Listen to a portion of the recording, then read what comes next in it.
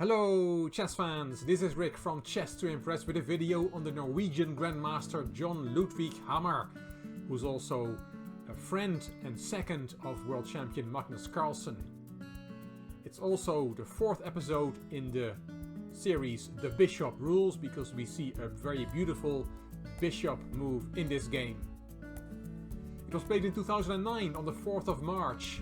White was the Ukrainian Grandmaster Vladimir Baklan, and black, as said, was Jon Ludvig Hammer.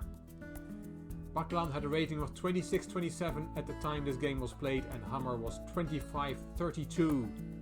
It was played in the north of France in the open tournament of Capelle-la-Grande, and it was round 6. Let's have a look at the game. e4 was played by Baklan, and Hammer opened e5, knight f3, knight c6, d4, we have a Scotch game, e takes, and knight f6. Bishop c5 is the other main move in this position, but knight f6 was played by Hammer, attacking the e4 pawn.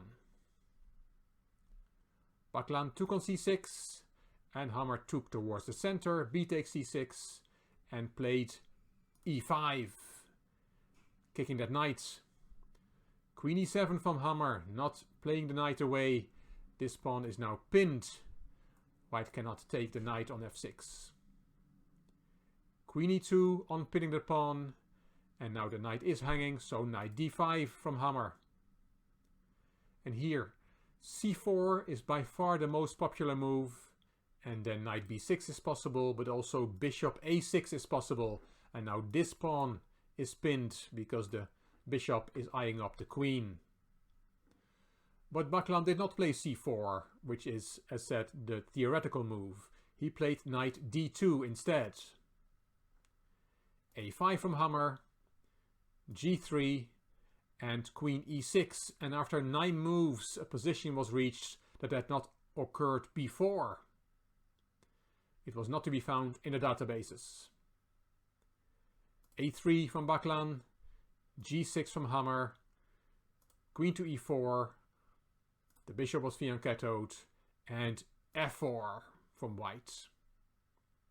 d6, that pawn was taken, the c pawn took back, and bishop d3.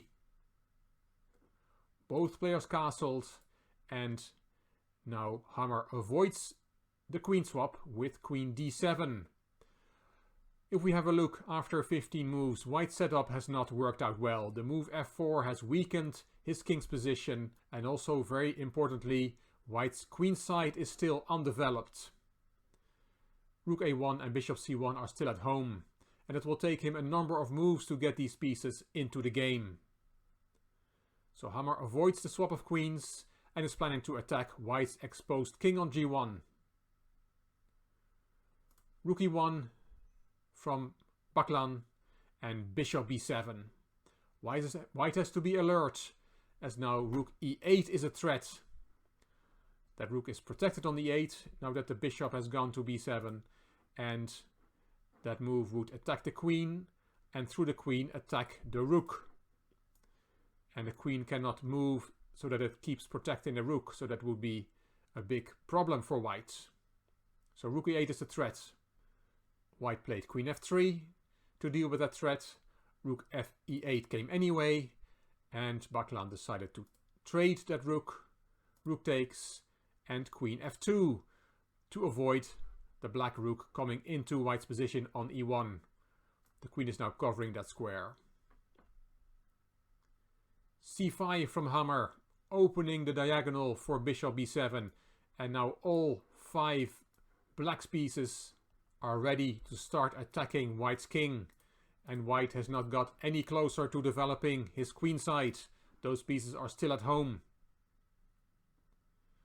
Knight f3 from Baklan, finally planning to get his bishop out and then get the rook into the game, but it will never get there. Queen c6, and that is a very strong battery. Bishop and queen, with the queen up front, eyeing up White's weak light squares around his king. Bishop f1 to protect the light squares, and now knight c7, moving the knight out of the way so that the queen and bishop battery can fire. The simple threat is now to just win a piece on f3.